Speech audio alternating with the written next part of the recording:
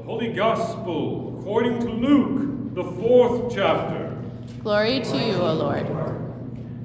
And Jesus said, "Truly I tell you, no prophet is accepted in a prophet's hometown. But the truth is, there were many widows in Israel in the time of Elijah, when the heaven was shut up for 3 years and 6 months, and there was a severe famine over all the land. Yet Elijah was sent to none of them, except to a widow at Zarephath in Sidon." This is the saving gospel of the Lord. Praise to you, O Christ. That has to be one of the shortest gospel readings I have ever given. And yet, when we come to today's topic, it's one perhaps many of us have not fully thought through. What is a saint?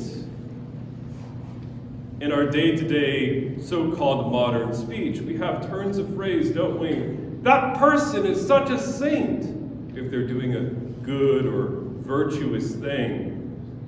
Or we might say, in exasperation, if we've been particularly irritable or maybe a little bit naughty, well, I'm no saint.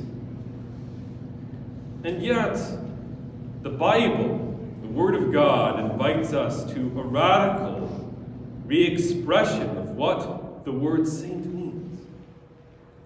When I was a child in 2001, when VHS stores were still a thing, when there was still music videos on television, and when we regularly listened to the radio, I, as a child, was surrounded in my Roman Catholic household with saints. And I was told that very year that I would play a very special saint in that year's Christmas pageant. I would play Saint Joseph. And you can imagine how thrilled 5.5-year-old me was. First of all, I had a thing for wearing long robes and funny costumes. I should have realized a future vocation then. For second, I got to carry a long staff. Not much has changed. Except when I was 5 years old, I still had to strap on a fake beard for style. But despite my excitement that I was playing the foster father of Jesus, the one who was in Bethlehem, the one who was the husband of the Blessed Virgin Mary, the one who was at the beginning of all those wonderful Christmas stories, despite all these wonderful things and how I was assured how important this uber super special role was, I discovered something to my horror. I had no lines of dialogue. Now, to be fair, it was a children's Christmas pageant, but I've always wondered if they were whispering, if we give little John more than 3 lines of dialogue, he will never shut up. Fortunately, a few months later, at Dobbs Ferry Evangelical Lutheran Church, where I was a part of a Christian after-school program, I received a promotion. There I got to play Jesus. And yet, when I discovered this playing of Joseph as a child with my spotless robe and my fake beard, I kind of wondered, in light of that lack of dialogue, are saints all that interesting? Until I grew up a little bit and I began to hear about the lives of holy women and holy men who lived before me. Francis of Assisi, who could talk with animals. Padre Pio Petrocina, a saint of seemingly modern times who could be in 2 or 3 places at once and speak multiple language and read the hearts of people. Or perhaps even a certain saint who levitated, Joseph of Cupertino. And I wondered to myself, these guys are cool. I like to talk to animals. I mean, I sing to Samantha's plants. They seem to grow better that way. And yet, the reality was they felt like a league of their own. They felt as if they hovered 5 billion feet above me, to the point that they were only a speck above my head in terms of holiness. Greater than life, holier than me. unattainable, unreachable. Well, I was in good shoes because Martin Luther had this very problem. It's good to be in the shoes of Luther when you're thinking through theological questions, at least most of the time. Luther wanted nothing more in his early career than to be a saint. In his medieval Roman Western church, he was told that these people were those who merited a high degree of holiness and who on the other side of heaven had acquired special powers because of their closeness with God. And so Luther in the monastery as a monk spent hours fasting, exposing himself to the freezing weather at times in Germany, and spent hours in the confessional driving his confessor Staupitz insane. So insane, his confessor said, "Martin, yes, I am sending you to university to become a doctor of scripture. Get out of here." They thought that it would silence him. Oh, no. The reality was Luther discovered in his reading of the Bible that a saint is not a super special, perfect person, someone who is just uniquely without sin, but instead someone like you and me, like all of us in this room, all the baptized, all of God's children who know that they are sinners, and yet know they need a Savior, know that they need Jesus. And so, in the words of Luther, we are both saint and sinner. We are one who has been saved not because of what we do. We are saved because of who we are, the beloved ones, God's children, called to love our brothers and sisters as God's children too. We see this inclusive message in today's reading about the prophet Elijah.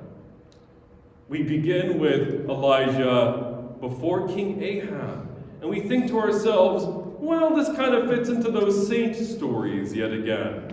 Elijah shows up to this king guy, and he says, "The rain must stop for 3 years. I can't stop the rain.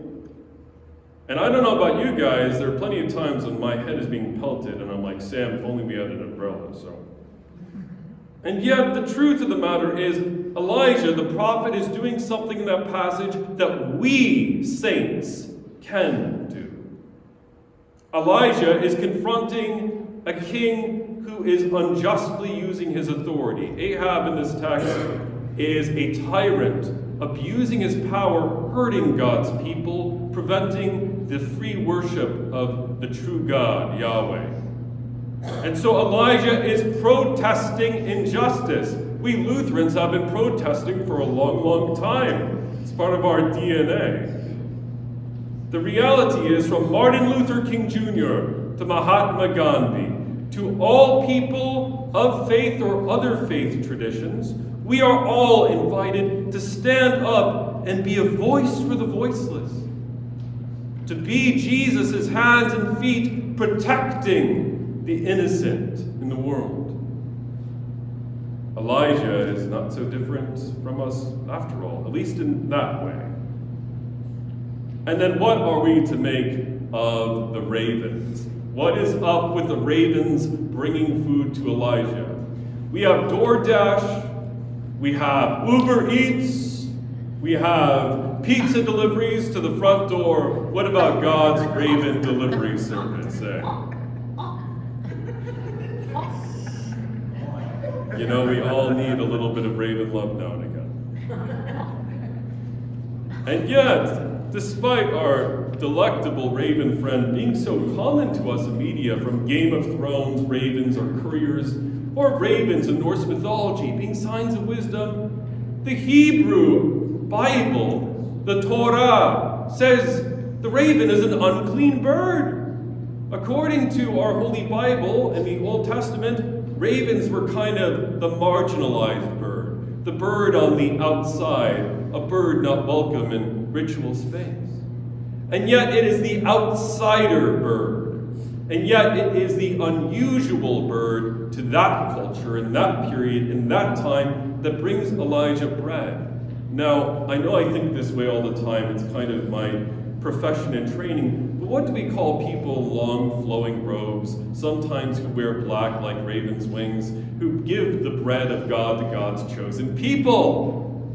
You call them pastors, or in other traditions, you might even call them priests.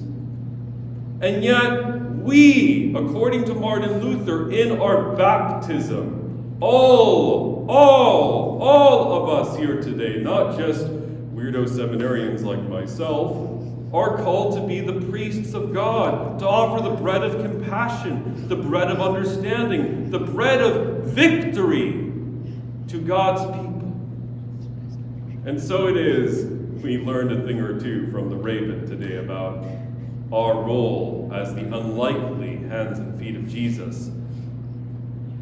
And the same is true for the widow of Zarephath. I know that Zarephath is not a common household name like Bethlehem or Jerusalem or Mount Kisco or where I was born, Yonkers, here in New York.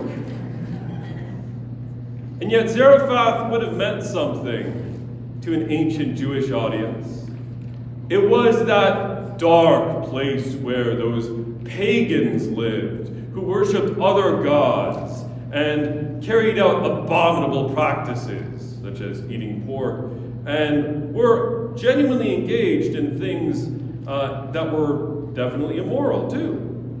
And as a result, the pagans, from the ancient mindsets of the ancient authors in Zarephath, would have been considered the people you would least expect to welcome a prophet, the least expected to invite a prophet in. And yet this widow, this stranger, this outsider is a hero of heroes. It is not Elijah's own people. It is a stranger who welcomes the prophet in. And if we read ahead in the text, she becomes a devoted follower of Yahweh, recognizing that Yahweh God is king not just of Israel according to the flesh, but Israel according to faith. She is justified by her faith. In our baptism, we are to recognize that we are justified by the faith of the King Jesus, inclusively welcoming all people of every ethnicity, background, no matter what. But what about our ancestors? What about each of us as a person in this room, no doubt, who has lost a loved one, a spouse, a child, a parent, a grandparent, someone who is near and dear to us? Aren't they saints? Aren't they holy? What role do they have to play in the Christian life? Well, it's true that the Bible has a lot to say about this, but so does our popular culture. Case in point, I'm going to bring up, yes, Star Wars. And by Star Wars, I mean the original Star Wars, when there was only one film in the 1970s, not 9, 12, or 30, or whatever number we're on these days. Samantha has before us a relic of our honeymoon, because of course that is exactly what we would find on our honeymoon. It is a long brown robe that is a replica of the costume of the famous character Obi-Wan Kenobi, the space wizard or Jedi Knight mentor who teaches the hero Luke Skywalker what it means to use the Force, what it means to pray. This is a hero who teaches Luke what it means to be a warrior of peace and not of violence, a man of wisdom. And yet Obi-Wan gives up his life to protect his friends. Luke later on in the film, when he's facing impossible evil, when he's facing a machine called the Death Star, wondering what am I to do, feels the presence of his deceased friend, hears the voice of the late Alec Guinness. Use the Force, Luke! Luke! Use the Force! And hearing the voice of his mentor, knowing that his mentor is still with him in the communion of Jedi Knight saints, he is able to defeat evil. Now, let me put it to you this way. When I read the Gospel of Luke this morning, I winked at God and I was like, thank you. Thank God that you are Heavenly Father and not Vader or our Father. But we have to admit that while our faith is so Bible-centered, we forget that there are passages, such as in Hebrews, the 12th chapter, that tell us that our deceased loved ones are very much alive, that they are a cloud of witnesses with us in our feasting. That means in a few short minutes, when we come up to the communion table, when we receive the real presence of Jesus in the bread and in the wine, the body and blood of our God, we realize that our loved ones who have parted from us, they are with us at the table. They are with us wherever we are, because they are co-equally members of the body of Christ. Along with generations of Christians yet unborn who are still to join us at this table. The fact of the matter is, brothers and sisters, we are all saints. Not only an elite few, although we should honor the lives of those who have left an impact. Not only a seemingly perfect few. If you asked St. Francis or Mother Teresa, they would have told you they were far from perfect. But instead, a communion of fellow sinners. We all fall short, knowing that we need a Savior, and that as God has been generous with each of us, so too we are called to be generous with one another. On that note, brothers and sisters, in the grace of our Lord Jesus Christ, may the force, the Holy Spirit, be with you all. And also with you.